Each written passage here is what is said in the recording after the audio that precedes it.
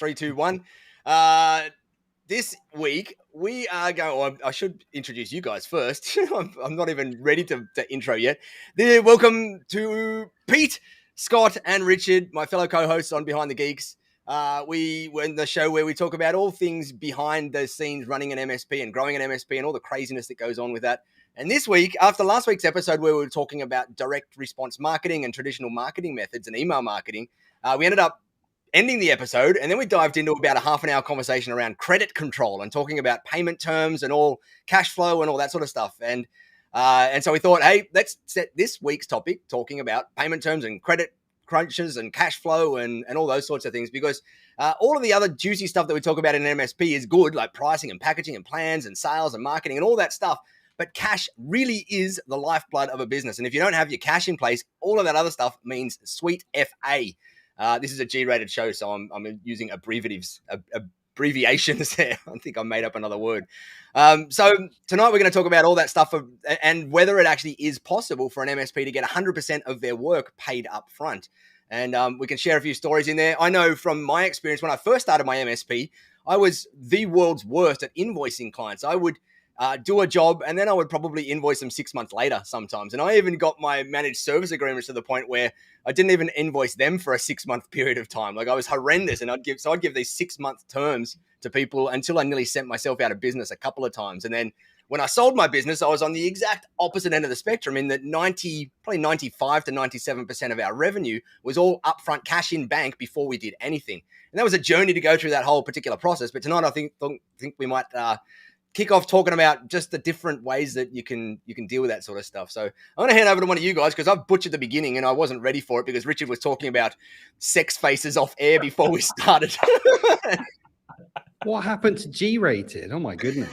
And so I'll jump in, because we after the show last week, one of the questions that you said was, hey, what should we chat about next week? You know, what are some of the biggest pains that people have? And I was like, well, I'll tell you what, the biggest pain I'm having right now is getting people to pay on time.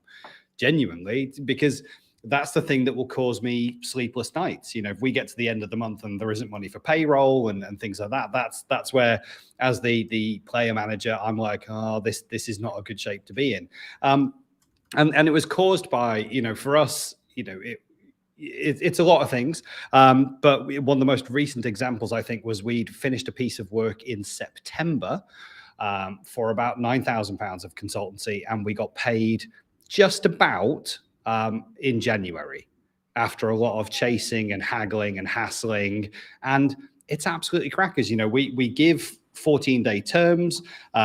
We are very clear about that. We did a fantastic piece of work. They were happy. The client was happy. Everyone was happy with the work. But when it came to the payments, and you get the usual, oh yeah, no, just it's you know, oh yes, oh no, I've told the person, and yeah, you're on the next pay run. And even after chasing for 3 months, it wasn't like we'll get paid today. It's, oh no, I've definitely checked, and you're on the next payment run. Okay, well, when is that? Because I've already waited 3 months. I think it just sparked this whole conversation where we were talking about, you know, for us, you know, we do a lot of professional services work. And so that's where these types of things come in, where we go, hey, you know, we'll happily do the job. And maybe this has just been us being too friendly in our first 2 years of business. We'll do the job, and don't you worry about it. There's no, you know, hardware for us to acquire or software licenses. Actually, now I think about it, even the projects that we do with software licenses, we bill afterwards. What am I thinking? But we do all that stuff, and you know, then we're super friendly about it. And even it got me thinking about the whole process, like the quoting, the invoicing, the project delivery, and even to the point where when we're closing off the projects and we've done the work and we're saying to the client, hey, we just need to get in that project wrap-up call. Project wrap-up call for us means you've said everything's okay, right? So we're going to send the bill. But that project wrap-up call often gets pushed back and pushed back and pushed back. The client's busy. They've done the work. Everything's working as they expect now. This nice to have wrap-up call isn't very important and can often get pushed back as well. And so it's just made us question the whole way that we're doing things. And Nigel, it was your point to me to say, look, they pay up front every time. And I was like, can we even do that? Is that a thing? Like for our regular recurring services, we have direct debits. Okay, so the invoice goes on the 1st, the cash is in the bank by the 7th. Ta-da! That's it, nice and easy. But the professional services for me has been a nightmare. Just getting people to pay, and our projects will range anywhere from $5,000 to the biggest one we had waiting, I think, was £40,000 about 18 months ago. All labor. Or 40 grand, 2 months late. Right. After and yeah, all labor, and we were just, this is killing us now. Right. What can we do differently? And we've heard about things like invoice factoring, which I know we're going to talk about later. Yeah. But I had that conversation, and again, it was just me being honest about my experience. And I was like, I'm not the only one. You're telling me there's this great way of getting people to pay up front. This is the easy life. This is the stress-free experience that MSP owners should have. And I'm like, well, I haven't got that. And I bet I'm not the only one. So it's probably an interesting chat to have. Nope. 100%. Richard, you mentioned something in the chat then that. Yeah. When we do these type of topics, and you and I, Nigel, have talked about this within the Tech Tribe and other forums and things, typically we get pushback immediately from MSPs who is saying there is no way that my client will pay up front, or my client would never do this, that, or the other. I'm really warmed to look at the chat and see so many people, Damien, Nick, so many others, Ryan, saying, yes, this is possible. You can charge up front. So that's the first thing. So if you are watching this as an MSP and going, there is no way that my clients will go for this. That is an assumption on your part. That is not what the clients are believing, because there are hundreds of thousands of MSPs that do this, first of all. And the second thing that I wanted to do, I'm getting on my high horse here, people. The whole thing that Scott mentioned there about, you've missed the payment run. Well, we'll catch up with you next time. That is the biggest load on the planet. All of us have got one of these now. If Pete texted me and said, hey, mate, can I borrow 10 grand? If Nigel said, hey, can you, send this money across to me? It would be there before the time I'd finish the sentence. So for any other clients who are saying to you, you've missed the payment run, that is a choice they are making to not pay you. And it's nothing at all to do with the technology. So, that's a big thing in place. And I think we need to, as an industry, call out this bull where clients are saying to us, like, you've missed the payment date, or this is our process, this is our system. Because some people have made the point in the chat already, if we behave like that and said, well, we totally understand you're going to pay us in 3 months' time, we're halting the service until then, or we're turning off email until then, or whatever it might be, they would soon change their tune. But I'm real world about this, and I know there's a balance between, we don't want to PO the clients against actually, but there is a halfway house. There is a balance to be found there. So I will step down from my soapbox now and go back a bit. I think a lot of it is in the communication, like ahead of time, like when you're quoting that stage, when you communicate your payment terms and all that kind of stuff. Because I think quite a common thing to fall into is most of us are techies. We've all had like a technical background.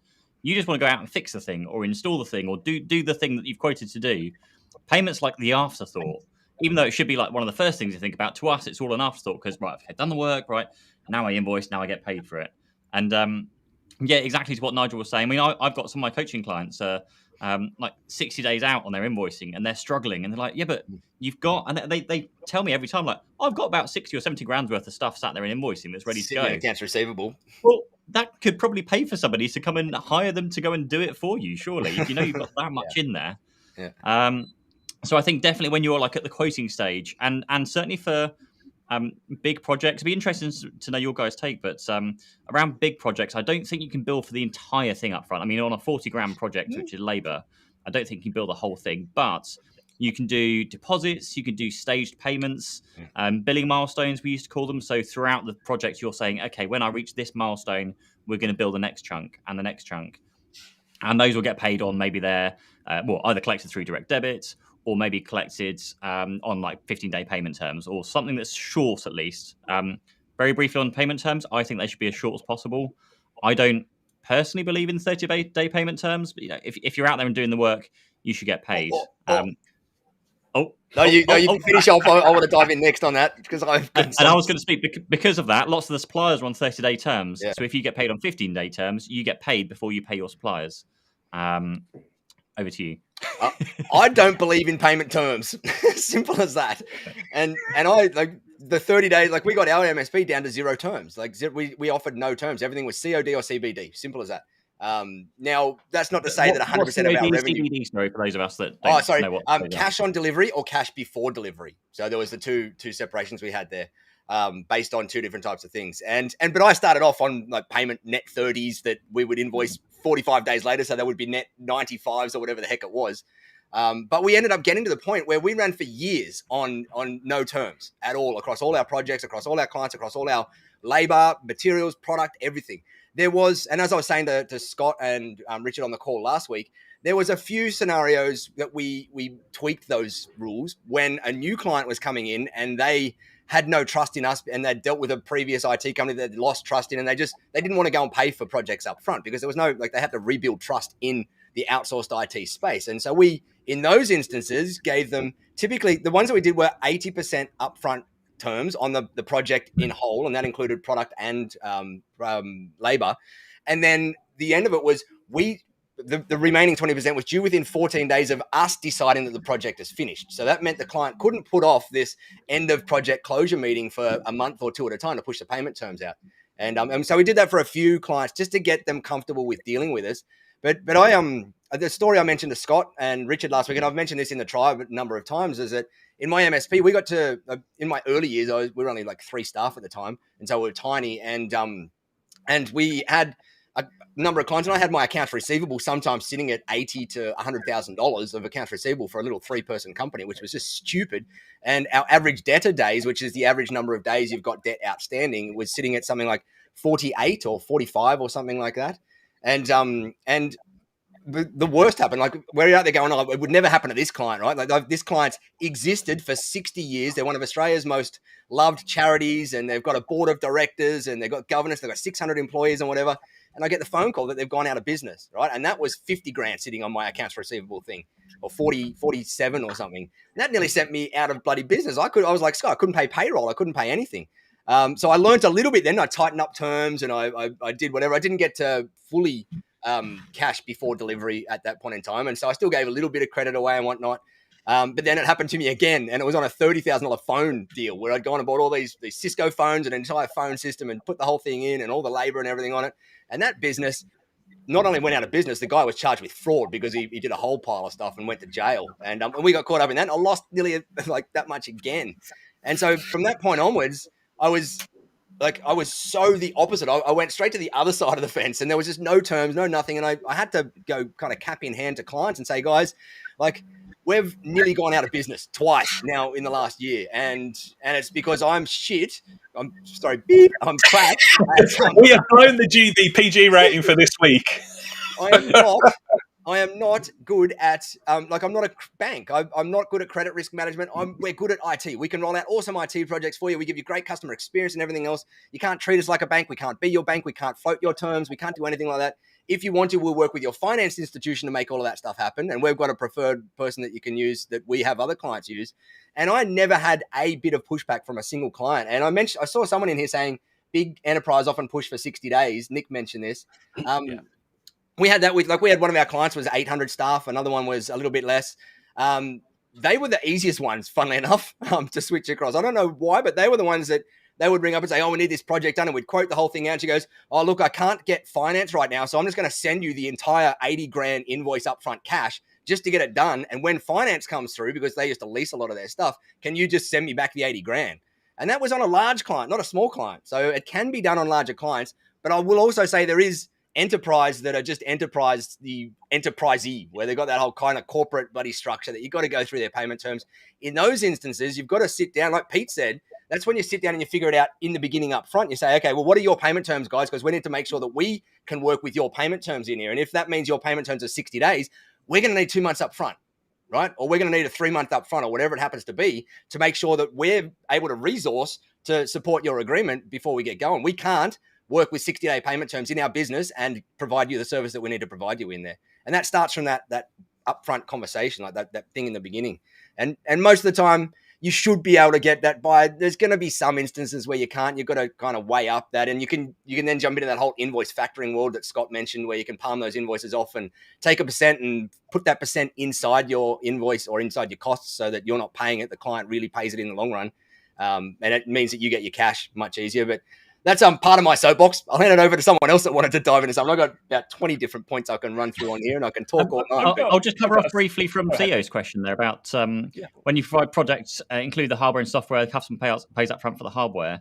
Definitely agree with that. So if you're currently in a stage where you're getting 15, 30-day terms or whatever it is, and people are buying things like servers or large amounts of equipment from you, like have a blanket rule of anything over $2,000 or anything over $5,000, payment in advance. Before you order the hardware, they send payment across, because that removes your risk from the whole kind of order process.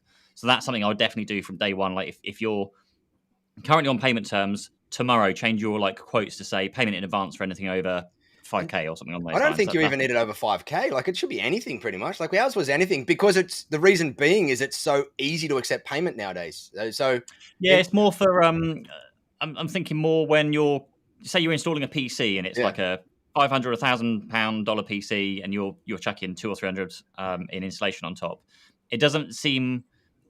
It's not worth, in my opinion, it's not worth the hassle to then send the invoice for the PC first, then a few days later send the invoice for just the labor, when in a week you've probably set it up and installed it anyway. Right. Okay, gotcha. We did it slightly differently. We did it so that whenever we quoted a PC, there was always a labor cost fixed fee on the invoice, on the quote. And so it would be a fixed, they get to choose from a fixed fee on-site or a fixed fee remote, and a premium if they were a client that had some extra additions in there. And so they would accept the quote. The second they accept the quote, pops up saying, hey, do you want to pay right now so that we can order the thing for you? And they'd do it all in one. We didn't have that after thing in there, which I understand how that works, but we ended up not having it, which is why it made it easier the way we did it then to make sure that like PCs, anything like ancillary stuff like cables and whatever, sure, you'd kind of throw that in and most of the time tack it on. But even $500, $1,000, like we didn't have a limit. Like we quote you something, goes through the exact same process, whether it's $500 or $50,000 in there. And it made it easier. Like everything was on the one invoice for them and for the PC as well. Like they could just allocate that against whatever department it was. First time it goes wrong is when you change your mind on this. And again, for anybody watching this who's like, yeah, that wouldn't work. I can tell the story. I've shared it with Scott and Nigel and that before. But, we had a 10 grand piece of hardware that we had a good relationship with the client. And they were like, yeah, we'll pay you. But 10 grand at that stage of our business growth was the difference between us making payroll or not. Yeah. And the client didn't pay. And there was phone calls. I ended up going around to the MD's house and saying, if you don't pay this, like we're in some serious trouble here. And it got resolved. But I can tell you I had two really sleepless nights there. And so for anybody watching this, is like, I can't really ask the clients to pay up front for things. You only have to go through that once, that situation that I talked about. It will change your entire mindset around this. So, I often talk about helping IT business owners to avoid the mistakes that I made. That's really near the top. If you can put that in place so you don't have to have that heartache and sleepless nights, please do it. Please take the advice here.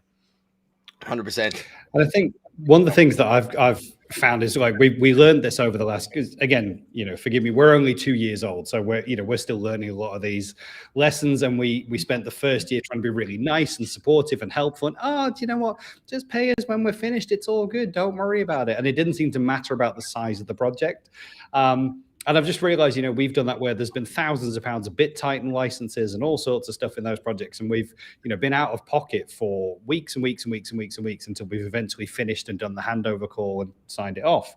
And so we learned from that. And we started to say, okay, look, if it's a bigger chunk, let's say it's a 10K project, or we know it's going to take 6 to 8 weeks to truck roll this because it's just, just the time it takes, then we'll bill 50% up front. And so we bill the 50% up front, we start on the project and we think, hey, that's cool. But we still build the 50% up front on 30-day payment terms. Right. And so they were still late. And then it was still 6 weeks before we got any cash in the bank, at which point we've nearly finished the delivery anyway, and it's time to send the second invoice. And all we've done now is make it 12 weeks before we actually get paid. And I'm looking at the chat and everyone's saying, look, we bill up front and we charge up front and great. Cash in bank up front, or you bill with payment terms up front. That's what I want to know, because cash in bank. This is what I'd like to change. Bank. Right. It was cash in bank for us, or that they'd use the credit card system, because we know it would be cleared 2 days later. So we'd place the order then once we got the credit card sign off from our bank. But it was cash in bank. It was not when we'd invoiced at all. It was always when we'd receive cash in our bank. And for context, I don't want this to come across that, hey, everybody's got to go and do this on day one, right? Like that took me years to kind of get the confidence to get to that point, and to like we transitioned clients through that kind of journey from that horrible spot that I was at to where we were at. It took time to get there, and so my encouragement to anybody reading this is you're going to be somewhere in between me 15 years ago and me 5 years ago, right? And the key is just that you can get to where I did eventually get to, which was pretty much no credit, or 97% or something of our revenue was upfront cash in bank, as you just mentioned, Scott, which is a very bloody important distinction in there, because if it's not in your bank, it's sitting on your balance sheet, and that's useless as tits on a bull. Pardon my language. I'm dropping them all out tonight. We should strike two more. Sorry, guys. Sorry, guys. Pete, you were going to mention there's a couple of 100K sure. sat on my accounts receivable. I'd be delighted if I could spend all of that right now. Look at the comments. Cash in bank, cash in bank, cash in bank. Damien says cash in bank, but it took 17 years to get there. I'm just like thinking again, if I can learn from this, I think other guys can learn from this as well. This is awesome. This is giving me the hard way as well, like me. I think definitely I think definitely obviously getting payment in cash in bank in advance is like the end goal. Like everyone wants to get the money in their bank before they do any of the work. And like Nigel says, it's obviously a journey to get there. So now we've got things like invoice factoring, which we can talk about in a moment if you like. There's also something that I came across that was like this hidden secret that no one ever really told me about, though friends of mine were using it and not saying a thing. So we had an example where a client of ours wanted slightly longer payment terms for something. I can't remember exactly the details around it. I think they needed it in the next tax year and they couldn't pay for it in that tax year or something along those lines. And it was just beyond our normal payment terms. And it was also just beyond our suppliers' payment terms, which meant we would have had to fronted the whole lot of cash to buy the kit first, and then waited a week or two to actually be able to pay it off. And we couldn't suck it up. That would be like we couldn't pay our staff kind of level because it was a big purchase. So what I ended up doing, and actually we spoke to Tech Data about it. Let me just make sure I'm not going to show anything secret on here. American Express. I don't know if it's I mean, I'm sure everyone knows about it nowadays, but American Express was something that I didn't know about. But you can pay off, particularly with suppliers like Tech Data, you can pay off your account with American Express. Yeah, right. And then get another 7 or 2 weeks worth of payment terms. We've got 45 days out here. Bridged the gap for us, so we could actually do exactly what they needed. We didn't pay for anything technically because it was just sat on our credit account. We also credit checked the customers, which I don't know if it might be worth talking about credit checking as well. But so we knew they were good for it. We knew they're not going to go out of business in the next couple of weeks or so, and so that extended it so we could do what we needed. And you get a ton of points, so you can go and spend it on like Amazon and flights and all sorts of things. Except you can't use them at the moment. I've got nearly 2 million points flying around at the moment that you can't bloody fly it, or we can now. One of my opinions is if you're if you're an IT business owner, get an Amex card, because the amount of points you can accumulate from all the monthly stuff you're spending on, like your RMM, your ConnectWise, like all that stuff can just go straight on the Amex card. And you can put through like 50 grand, 100 grand a month on Amex and just get a ton of points and money back. Amex is the top of the tree. Here in the UK, we've got Capital on Tap, who have got a MasterCard, a Visa card. And so if you've got a supplier that doesn't take Amex, then Capital on Tap. So I would have the 1-2 whammy in the UK. Amex for like everything that can be used for it. But they don't Capital charge. on Tap. You can make hundreds, if not thousands of pounds a year on cashback on those type of things. So very good point. Yeah, absolutely. Do you want to touch on credit checking briefly? Yeah, you guys do a lot more of that in the UK, I think, don't you? Like I've only heard it from UK MSPs, the whole credit checking. You've got some great services and stuff that do it. So I'm keen to hear a bit about this. Yes, there was Credit Safe was the one that I've used a lot over the years, and it's great because you can basically, whenever you're looking to work with any client, you can sign up, type in their company name, and it will give you a whole credit history of like their credit score, the credit rating. Right. It also gives you a rough amount that you can kind of suck up from a credit point of view, from both a one-off project point of view and a monthly perspective as well. And you can also see the history, so you can see if it's trending towards they're getting worse or they're getting better and the credit's going up every single year. You can pull out finance documentation. You can pull out their annual accounts from Companies House as well. You can get a load of stuff through Credit Safe. And it's up to date as well. And the really good thing we found with this, and this isn't a plug for them, was that you can monitor companies. So we monitored all of our customers, we monitored all of our competitors. And so if anything changed, it would ping us alert, say their credit status has changed. It's dropped through the floor, new directors. We had an instance where one of our clients, all the directors and shareholders changed overnight. Everyone resigned, a whole new board were appointed. And they'd sold the business but not told anyone. We were the first person to find out, so we could then get on the phone and say, look, I know something's changed. Can we come in and have a chat and just get to know you? And that potentially would have saved us, because they might have had some other thoughts in the background of, we're going to bring in our other IT company, whatever it's going to be, to take over. So being first to know what's going on also means you're first on the debtors list if you ever do need to go and put in a claim, or go and chase for late payment if they're going bust, because they're going bust because it tells you they've just been voluntary liquidation or whatever it's going to go through. So having a service like that, I think if you can combine that with, if you're having payment terms, then at least you know that they're good for it. And particularly when you're taking on new clients as well, you can credit check new clients before you offer credit terms. And we always did payment in advance for the first thing you do, and then we'll credit check you and make sure you establish a good line of credit, and then you can have a credit account with 15-day terms.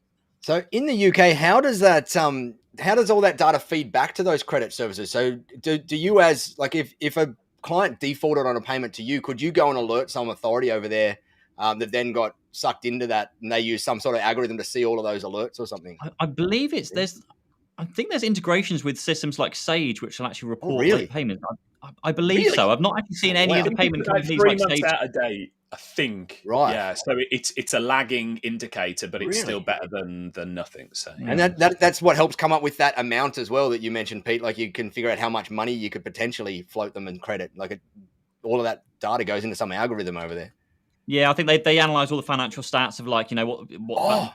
Right, because I believe you guys can see financials of every private company over there, can't you? To a certain extent, yeah. Right. When you get to, is it 2 million, you have to report full financials in your annual accounts. Right. Yeah. Okay. Yeah.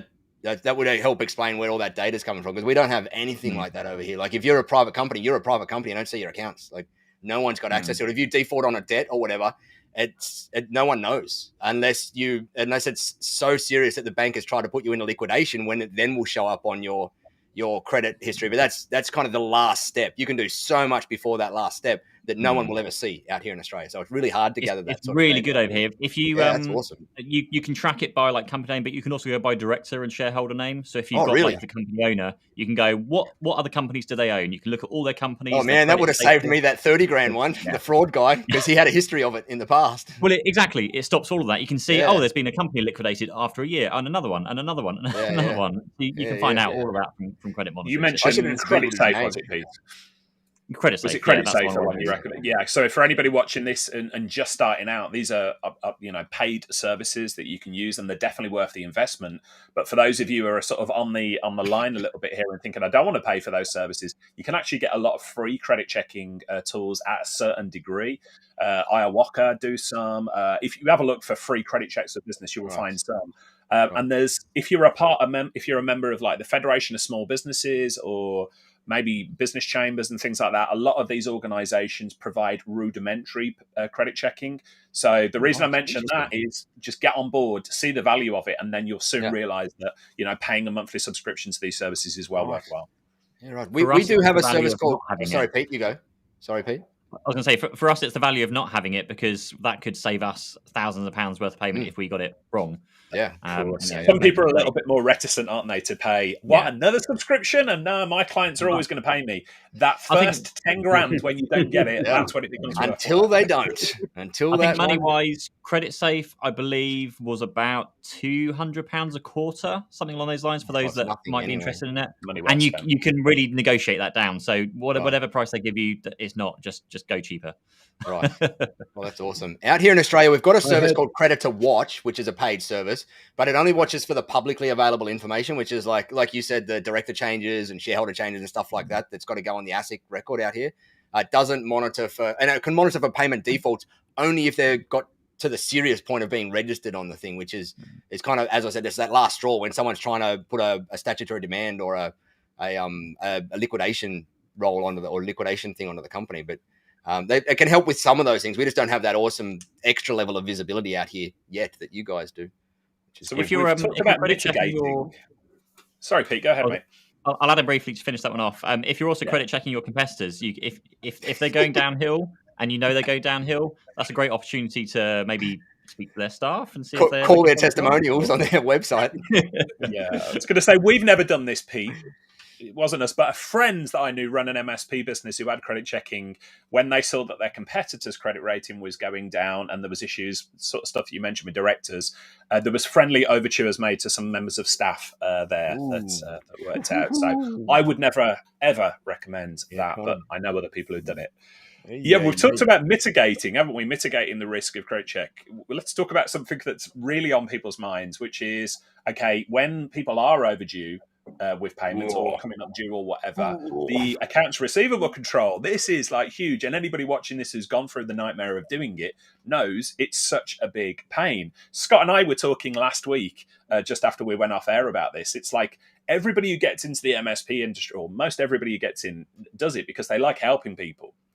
And so helping people, delivering services, brilliant. Asking them for money, not so much. So that's a big issue. So let's talk about accounts receivable. The number one thing that I did within my business was to get a lady, she won't be watching this, so I can speak freely about her, Helen, who was an absolute bulldog when it came to speaking to clients. Now, what happened there? Helen would be the one who phoned and said, hey, your bill's going to be due in 3 days' time. Are you all set to pay it? Are you sure? Yeah, money will be there. And then she would phone them again on the day. And if they were overdue, she would phone them and there would be no niceties. She would be straight in there with like, are you able to pay this? And the language is really interesting there. Are you able to pay this? Not when are you going to pay this? So there's a bit of an ego there, especially if you're speaking to male MDs and financial directors. Are you able to pay this bill? So a tip there. So she used to do that. And then when the client came to me and moaned about her and said, we've just had one of your team phone us and she has been really rude. And I'm like, dude, I totally understand. Yeah, she scares the living crap out of us as well. Look, the best thing you can do is just pay it because we've got no control of her. She's a loose cannon, man.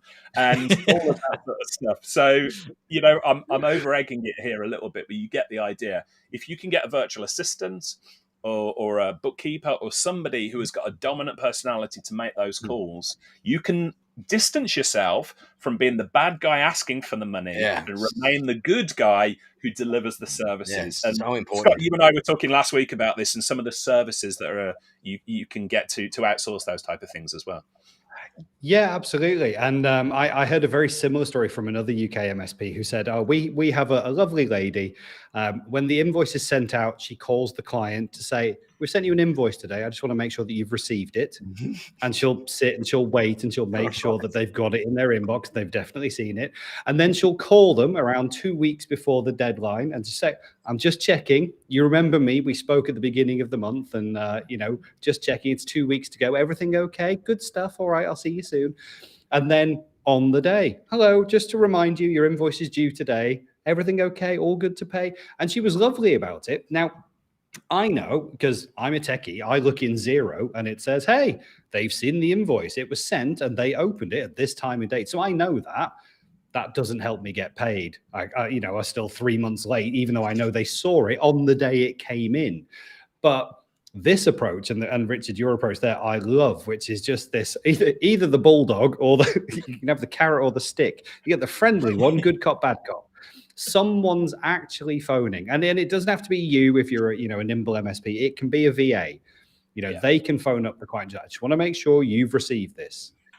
Are we on track for the payment date? Is everything okay? And then they can check in halfway before it's due just to double check. There are also some outsourced services, Richard, that you and I chatted about, like Chaser HQ. So that's chaserhq.com. They will take your overdue invoices. If you're using a Xero or a QuickBooks or something like that, they can have access. They will take those overdue invoices and send up more automated chasing than you would normally do.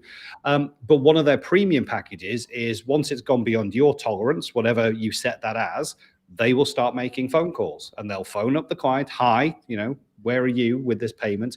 Are you able to make the payment, Richard? Like the language that you use. Is there a problem we need to know about? Fast. Bulldog as a service. Yeah. Brilliant. Yeah. But yeah, they do that for you. And so again, it's something you don't have to do. It's probably a little more expensive than maybe having your VA go through and just maybe do those setup calls. We've sent you the invoice. Have you received it? Those nice calls are a really easy VA task. But the Chaser HQ service is very strong, I think, if you're consistently not getting paid. But I think between everything that we're talking about today, if we can set the right expectations up front with the clients, if we can be bold enough to say, no, it's cash in bank. This is how we roll.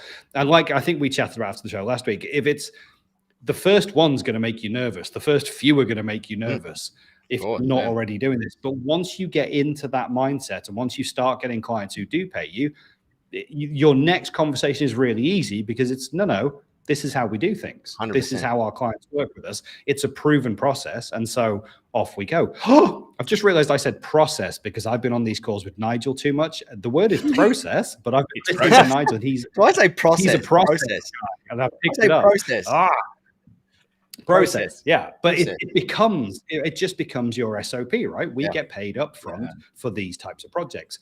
As everyone has said, I think in the chat today as well, if it's a larger project, okay, maybe you can't take 100% up front, but staged payments, absolutely. And that first stage, I've now learned, is cash in bank. First stage is cash in bank. It's not here's an invoice and we'll get it 30 days and we've already committed tons of engineering to this. It's cash in bank on the first one and then staged payments after that.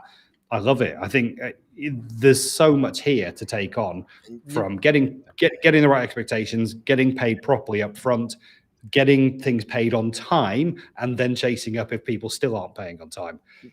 You know what I think was the part that helped the most in my instance was telling the story of why, like helping the clients understand the reason why. That was the biggest thing, I think. And I literally spoke to them, I explained the situation, and it was quite simply, hey, if you guys want us to be around to support you like we do now, today, tomorrow, and into the future, like I can't just be a bank anymore. I'm shit at it. Simple as that. Like I will likely go out of business because I'll make a stupid decision. That's 3 more. That's 3. Oh, sorry, guys.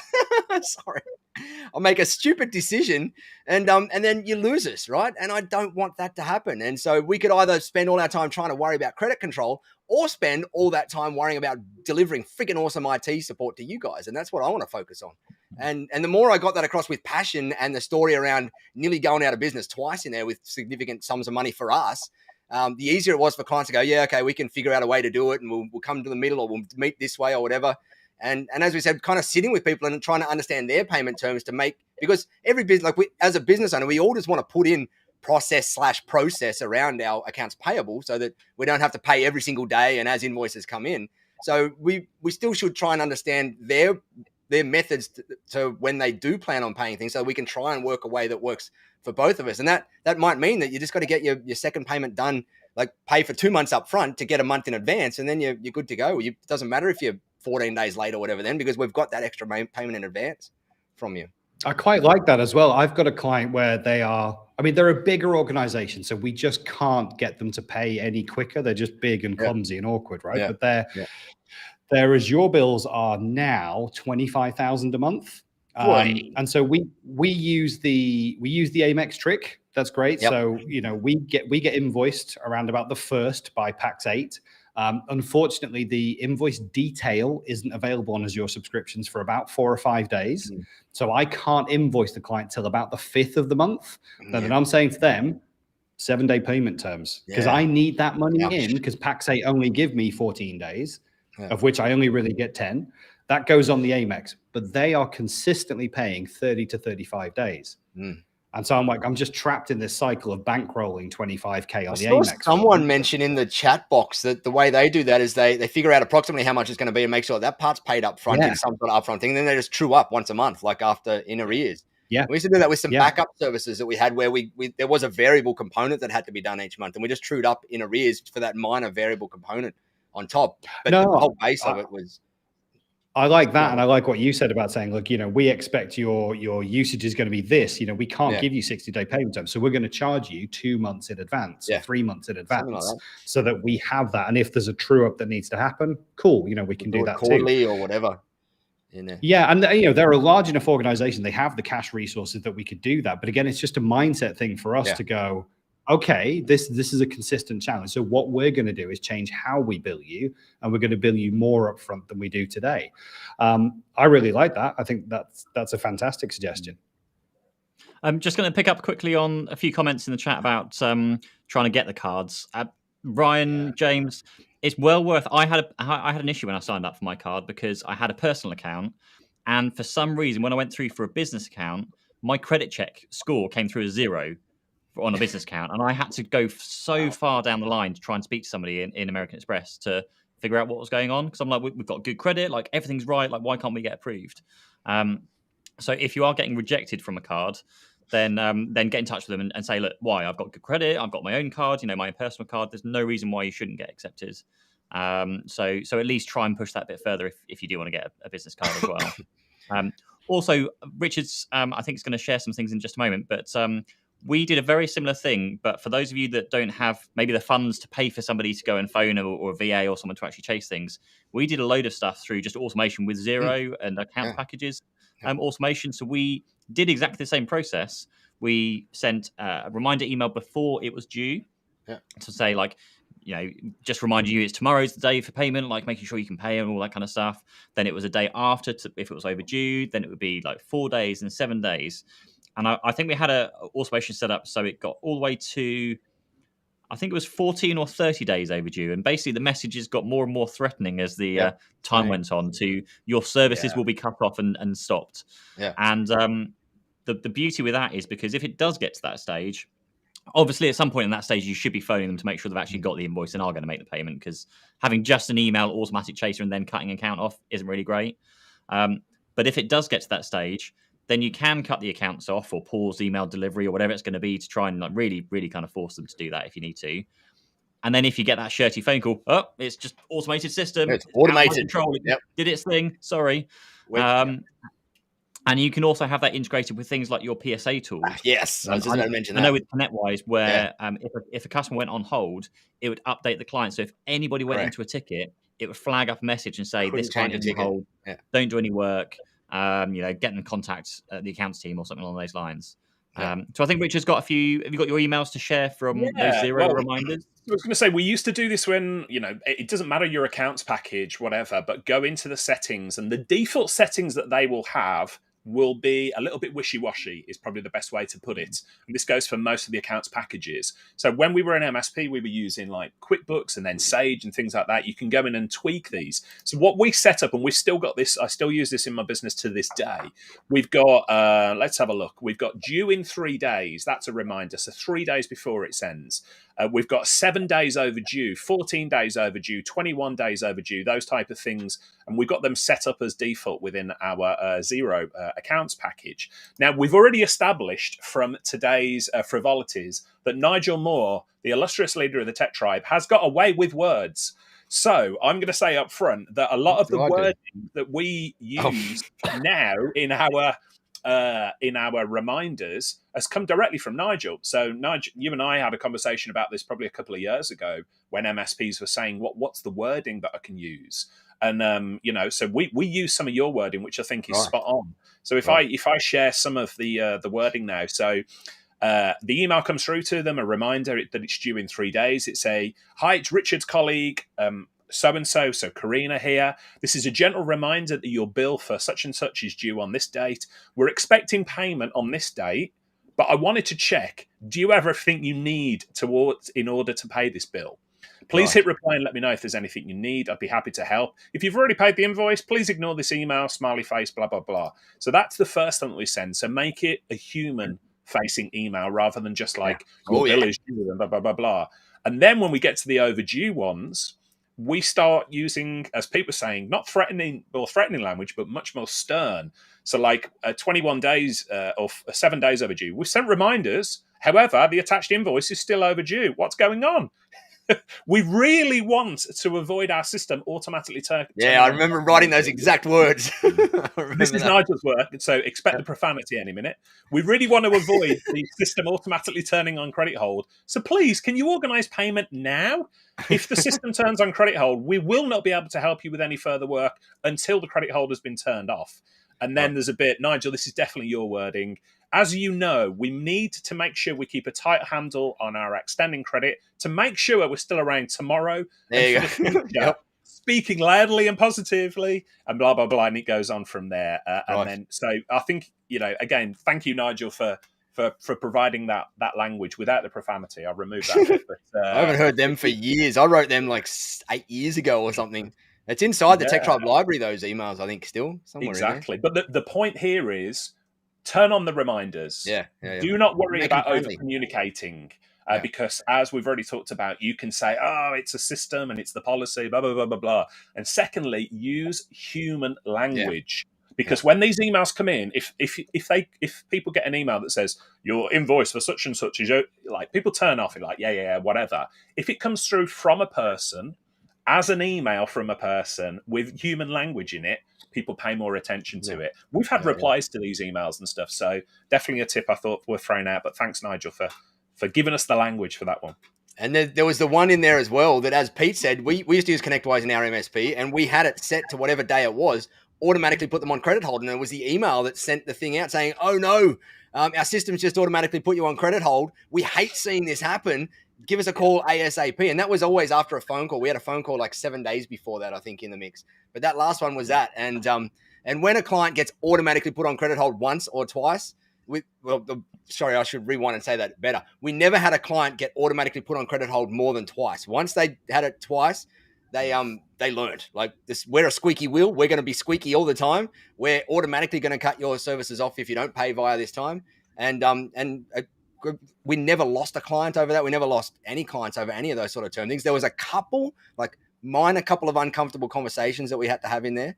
But it was overall, it was very positive from everybody in there. And it's just, as Richard said, just human language. Put a human behind that whole thing. The human bulldog, as you said before, but put a human in there, and human and humor if you can as well. A little bit of humor in an accounts receivable process goes a long way.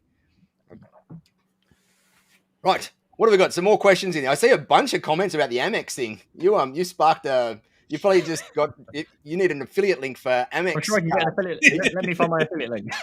What was that? How is the influencer deal going with Amex, Pete? Yeah. But yeah, I couldn't, like, that credit card points one is huge. Like, we ran, like, all of our suppliers in Australia, all distributors took credit cards, including Amex, for no extra surcharge, which was amazing because all of our credit card companies out here give 45-day terms, typically 45 or 55 days interest free. That was huge. So we were still able to invoice all our clients up front for everything and then get 55-day terms on our invoices that we paid our vendors. And that meant that, like, for the last 4 or 5 years in my MSP, our cash flow was always awesome. It wasn't just good or average or struggling. It was awesome. We always had loads of cash in the bank and never, ever had a bill payment. And it was just because of those little tricks, like Pete just said then, like these terms and whatnot. There was another point I had in here, 2 points just quickly that I'll touch on. One that I see happen a lot in MSPs, and it used to happen to us, is when you're at an MSP where you charge a lot of work, a lot of different ticket types and whatever, all under one invoice. And that typically happened in the early stages of my business, where we'd invoice at the end of the month for all the work during the month. And what would happen then is if a client then had a query on one particular ticket in that entire big invoice, they would hold that whole invoice up for the whole time. And so probably a couple of years into my journey, I swapped across to invoicing per ticket. So every single ticket had its own invoice, and the front page was a really nice overview of it. And then behind the page was all the time entries and whatever that went towards that particular ticket. And that meant that if a client wanted to hold that back for whatever reason, we had a thing in there that said, hey, any invoice queries or whatever, please make sure you sort them out within like 7 days or 14 days or something. And then go from there. But that individual ticket thing meant that they could only hold up that invoice payment, none of the other ones from that previous thing in time. And that was really helpful whenever we had invoice queries, which wasn't too often, but it does happen from time to time where someone wants to query something in there for whatever reason. It's normally when we didn't set good expectations up front. And the other one that I wanted to just... We tried to get one invoice. That having that for our clients would be like 30 invoices a month for your 30 tickets. Yes. So we tried to then it's all down to one invoice. Yep. That was how we got them on to managed services, right? That was it was like, oh, you don't like 30 invoices each month. Yeah, you don't like 30 invoices each month. Let me talk to you about our main offering that every other client is on apart from you. So yeah, it was I didn't like having to give 30 invoices a month. And we never had any that were 30, but there was a lot. And I didn't like doing it, but I knew it was a little bit of extra friction as well to get them across to some sort of fixed fee agreement in there in some way, shape, or form. But the other thing I wanted to talk about briefly there is the payment terms on managed service agreements as well. I see a lot of a managed service agreement by its very nature in our industry is a prepaid upfront agreement. And I see a lot of MSPs go, okay, well, it's the first of the month, so I'm going to do my invoicing now and send the invoices out to clients. And to me, that's too late. That's weeks too late. And I'm not going to blame you because I did the exact same thing for years until I realized that you could do it way early. And I saw someone in the chat that was doing it the same way we would. We would date the invoice on the first of, if it was a June's managed service payment, we would date it in our system as the 1st of June, but we would send it mid-May, like the second week of May, we would send it out to the client, and it would be a CBD term. So that was cash before delivery, which meant that it was due and payable by the 1st of June in there.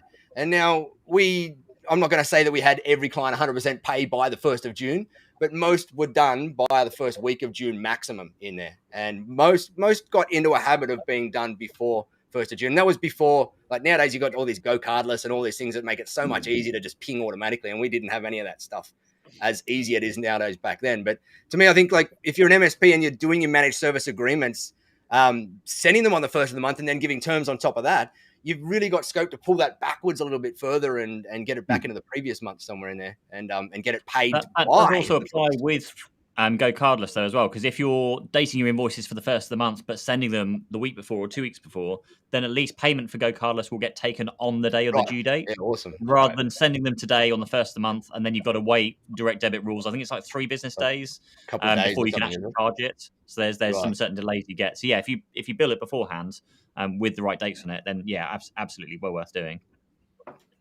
Cool. Yeah, that's a challenge for me at the minute. We use Xero and go cardless kind of integrated together, which is lovely for direct debit collections. But we're saying invoice goes out on the 1st.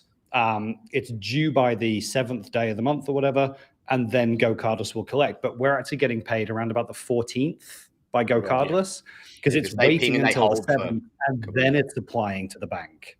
And so we're getting between the 12th and the 14th typically is when we get paid. So again, based on all these conversations today, those monthly invoices are now going to go out due on the 1st, payment on the 1st, and the direct debit will then immediately start that collection process. So we should have that within our bank within the first 7 days rather than sometime in 14 or 15 days. Yeah, awesome. The other thing I just wanted to ask, and I guess it's an opinion, and I probably know the answer, is we've talked a lot about, putting people on credit hold and saying, hey, we're going to, curtail your services or not offer any services, which is nice and easy when it's managed services. But what about, how do we feel this applies to licenses? And I want to ask this very pointedly because the 1st of March is coming and new commerce experience is coming to Microsoft. And there's some hard commitments in there now that they're unavoidable. If the client goes into this 1-year commitment, that bill's coming out every month, whether they use it or not. If you choose to put their services on hold, are they still liable for those things when they couldn't use the services on the days that you've withheld their capability because they haven't paid? How well are our credit terms or our MSP terms written to say, if we put you on hold, you'll still pay for the days for as long as you're on hold? I think that comes down to what's in your terms and conditions, because I know certainly what I've seen here is that you can use payment on account, so to speak, to pay any invoice balance. Correct. So even if they paid for one invoice that's for the whole year, but actually there's another invoice that's a more recent, more time prominent thing, you can say, well, actually, I'm going to use the balance you paid on the 365 annual invoice to pay for this month's service that you haven't paid for yet. So maybe there's some way of working around it through that instead. But it does come down to your terms and conditions. What terms I was going to say, it depends on our terms, doesn't it? And I'd imagine there's a lot of MSPs right now who are busy reviewing their terms because of these changes that are coming kind of 1st of March onwards. So maybe it's a great time to look at, payment in advance, payment terms in general, annual commitments that we're having to lock in. Say, hey, look, you can't change these things. That they're locked in. And also let's review that, if we put you on hold terminology, and just make sure that's in there as well. And that at no stage do you end up putting a client on hold for a week because they're late paying. And then they say, well, we haven't had service or licenses for a week, so I ain't paying for those.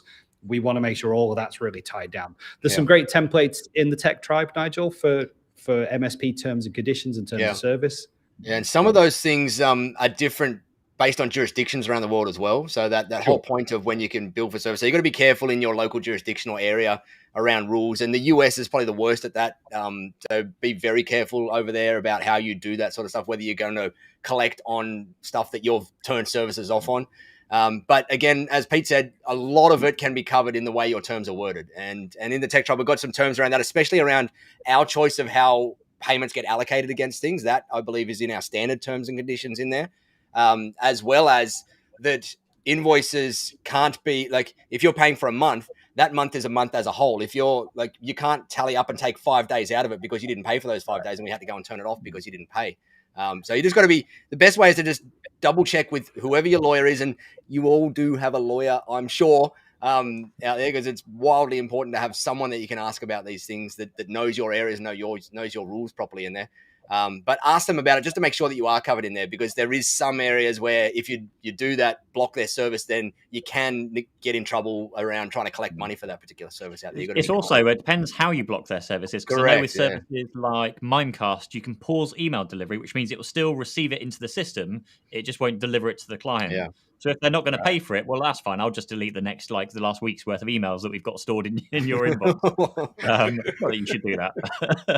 Well, no. Yeah, it's one of those things. But like the fact that the service is still being there and it's still doing its thing. It's just you haven't had access to it. You know, it's been when you think about it, essentially, like Microsoft is like, if they went direct to Microsoft aren't going to go, oh, should we turn your service off or on? Or like Microsoft, the bank, cut it off. Like, you haven't paid us, you cut it off, and if you want to join again, you're paying the bill based on our paying that bill to catch up because we delivered your service for part of that month or whatever it is. And an MSP should be thinking in the same way, in that we're now delivering this service in the same way. We're going to adopt same or similar terms to the way Microsoft or any other cloud service provider builds these things out there, because that's essentially what we're doing. We're rebilling that out there. So, it is a good point, Scott. It's a tough one because you just got to. You've also part of it. You've just got to work out how comfortable you are doing those things as well. Like, you've got your brand personality to put into that mix as well. And you kind of got to make sure that it aligns with the way you do things as a company and whatnot. So there's a little bit of leeway that everybody's got in there to go there, but you do have to err on your side more than most, because you give anybody an inch and they'll run a mile, and you have a business to build and a family to support and a team to support. And you do have to make sure that you're looking after that pretty I can't pronounce that word, veheminously or whatever the word is. Strongly, that'll do. You've got to look after yourself and your team, right? Otherwise, you just won't be there. Vehemently. Yeah, something like that. Something like that. But anyway. And James is absolutely right, by the way. Just a quick shout out to James Dyke. He's made the point for the new commerce experience. I won't bang on about it too much, but for those customers where you want to get them into an annual commitment, but they do still want some element of flex, if you're doing new commerce experience on any line item, so Microsoft 365 Business Premium, if they've got 100 users, you can commit 90 users for the whole year. And then you could have 10 users on the monthly flex. Now, the monthly flex is 20%. It's 20% more expensive, but it still lets them have the commitment at the lower price point and then have that 20% 10% flexibility. Makes complete sense. I like it. Good point, James. Right. What else have we got in here? I wrote a couple of things down. I think I want to cover off invoice factoring very briefly. Yeah, let's do that for the last couple of minutes. Oh, yeah. So I've never used it. So you guys go. Never used it either. I've never used it either, but I'm thinking about it strongly. So essentially, invoice factoring, for those who don't know, is that you can work with a third-party finance agency, and essentially they will pay you your invoices on the day that you issue them. So you issue the invoice to the client, you get paid by the finance agency. If the client wants to take 30 days to pay, they can take 30 days and then they can pay the finance agency. If they are late, if there's any delays, if there's any issues, it's up to the finance agency to chase the customer. You got paid day one. Now, there will always be a service charge for this. It might be 3% of the invoice value or whatever it is. So you could have in your invoicing, hey, here's your invoice, Mr. Customer, or in the agreement with the customer, if you're happy to pay day one, cash in bank, then here's the price and we'll give you a 5% discount. If you'd like 30-day payment terms, then it's the full price. In other words, no 5% discount. And that 5%, that you've added in essentially is to cover your 3% service charge that you're going to get from the invoice factoring company, and an extra 2% for the extra hassle and pain and admin that you're going to have to do to get that set up. But either way, either the customer pays directly and they think they're getting a 5% discount and you get cash in bank day one, or they get their 30-day payment terms and you get cash in bank day one, and you're not out of pocket for the invoice factoring. So there's definitely agencies out there that I think that's a really interesting option that I'm also looking at right now, especially for some of these ones where we're having to bankroll sort of 25K a month because they're just slow at paying. And it might be worth using those services for specific projects that come up as well to do that. So we've had people talking about, we've had 200K or 50K's worth of professional services. That might be something where your appetite for risk, that's way beyond it. For some people, it's going to be 5K, 10K, 100K. You could go to the company specifically with those and build it into the, to the quotation that you're doing or the proposal, knowing that you're going to go 5% beyond for that. So that's just a thought on it. Yeah. We used to work with finance companies locally on any bigger deals, and even I don't know if it's the same over there, but out here, like the Microsofts and the HPs had their own financing departments, and as long as you had HP kit or Microsoft product in a deal, they would even finance all of the service and labor and everything to do with that particular deal. And so we used to do that a lot in things. We had our own preferred one that we worked with as well. And that meant that we got all the cash and again, everything up front. It was like similar to factoring, but the client's essentially financing directly with them. But the mechanics of it looked the same to us. And that was awesome as well. We had it on the bottom of every project invoice or from $680 a month or whatever it happened to be, talk to us for more details. And we had a number of conversations about that helped get the clients over the line on larger things that they might have been going, like I don't have the 40 grand now, but I really need this thing. But, $600 a month? Like, let's talk about it a bit more. And that helped get them across the line. Again, we were paid up front. Like, it was awesome for us on those ones. Sorry, Pete, you're going to say something. Just briefly, I know we've got only a few minutes left or so. I think it's worth just mentioning that when you're kind of thinking about your payment terms, think about collecting cash up in front and everything. Don't worry about your existing customers at the moment. Just think about what can you implement now for your new clients coming forwards, because it's a lot easier to do that from day one and say, well, this is how we do it. This is day one. This is how we do our payment terms, and then figure out how to get your existing clients over onto that as well. I run into that a lot with support pricing and packaging and those kind of things. You want to look at your future clients and go, this is what we want to be selling, rather than worrying about how you're going to get everyone over onto this new pricing, new invoicing system, like whatever it's going to be. So don't worry and stress. Don't let that affect your judgment of, I don't think that client's going to pay on those terms, because that would just ruin things for you. So just focus on the future. Agreed. We are going to use new commerce experience as an opportunity to change a lot of that as well. Because we're having to make a big shift in the annual commitments and the monthly flex. And so we're going to use that as an opportunity to change around the payment terms. We do bill it in advance, but when I'm talking about saying, things are paid on the 1st and due on the 1st, then collected within a few days, making those types of changes immediately, because we have this kind of catalyst. So I think it's a good opportunity for us to, review those. Agreed. There we go. We had an hour-long conversation about credit and credit terms and finance and all the most boring, unsexy stuff that could ever happen, but is the most important stuff behind the scenes in an MSP or any business. Because as I saw mentioned a couple of times in there, cash flow is king. It's that quote is done to death, but it's no truer word in business is that your cash flow defines everything, not only from the making sure you can pay everybody, but from the mental energy, the mental energy that cash problems can put on you, and mental health problems that can put on you, that can take you away from caring about the business and caring about your clients and caring about your team and wanting to go and do all the visionary stuff that you want to do is huge. And so just the cost of that is worth more than anything else in there to make sure that you get your cash flow sorted out in there. So with that, I think it's time to finish up. We're a couple of minutes over. As always, I'm going to hand over to the wrap-up artist, Pete, to do his thing. Point somewhere. Scott, thank you so much. Yep. As always, same thing every week. Thank you for watching. Thanks for joining us. We're going down below Scott today for the subscribe button. So if you're watching this, if you're not already watching this on YouTube, head over to the YouTube channel. I think I've seen a few comments of the LinkedIn being a bit jerky in audio and video quality. So was it? the Only best place LinkedIn. to go, I would say, definitely go to YouTube in future Yeah. and just go straight for that. Yeah.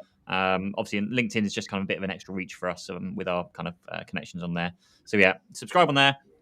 Use the link down below if you're not already a Tech Tribe member. There's like 50% off the first month. So that'll be down there too. Subscribe to the podcast. This is in audio format if you don't want to look at our beautiful faces every single week whilst you're driving your car or something. So that is on all your favorite platforms. And yeah, I think that's everything. And then we're going to have a chat in a minute about what we're going to talk about next week. Yeah, We'll figure it all out. Figure something out. Awesome. Thanks so much, guys. Thanks all. Thanks, See you later. everyone. Bye for now.